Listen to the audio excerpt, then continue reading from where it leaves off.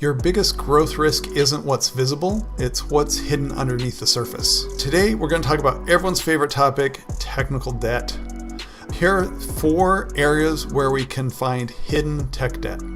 The first one is in legacy apps or code that no one maintains.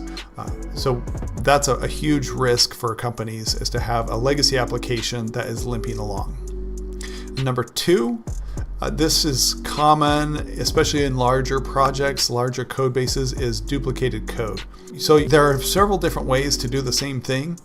Let's say we have a string coming in and we need a number coming out. Well, a lot of times people will just do it in line, and then other people will have a helper function that will do it over here, and then someone else will do that same thing over here in a different way, or the same way in a different spot. You can see where this goes.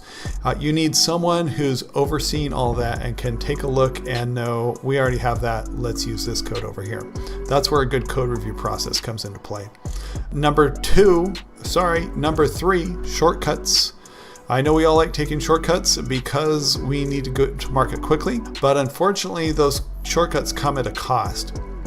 Think of it as your personal finances. Putting something on a credit card and not paying it off is a shortcut. But when we put it on a credit card, then we are accruing interest. Interest in this case is technical debt.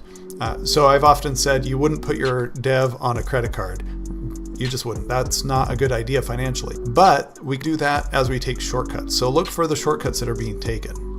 And then the bonus is a single point of failure. If someone gets hit by a bus or wins the lottery, whatever scenario you want to use, I like hit by a bus because that's a lot more common than winning the lottery. Can your system still work? Can your business function? So as a CEO or a tech leader, how can you identify that technical debt? The first way is to get a report. Let's see what has not been deployed in the last year.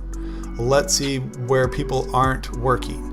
That is your area of focus for your legacy systems and not maintained code. Number 2, ask the tech teams. You need to have an honest conversation with them. So when you ask them, it needs to be from a place where they feel emotionally safe to be able to talk to you about that. Because if you're the leader, they don't want to look bad in front of the leader. But ask them, where are we cutting corners? How can we improve the code base? You're not asking them, are we cutting corners? Of course. Where are we cutting corners? And then number 3, what only works because of one team member? Have you found any technical debt or an iceberg in your company? I'd love to hear about it, and I'll catch you again next time.